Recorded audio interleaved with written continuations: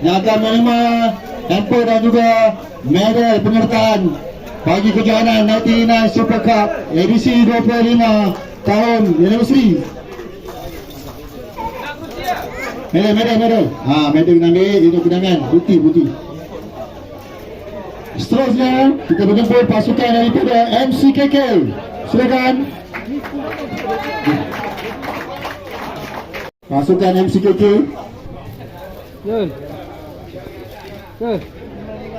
Kita mohon sekali lagi wakil daripada Tun Perak dan pemain Tun Perak untuk berada di petang utama untuk sesi penyampaian hadiah.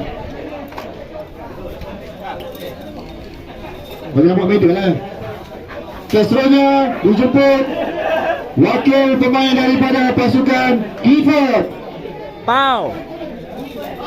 Pasukan Clifford untuk tuan rumah pada program kali ini.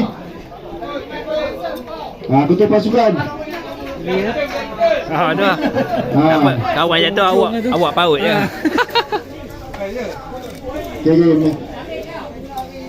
Medal. Bagi soal satu ni.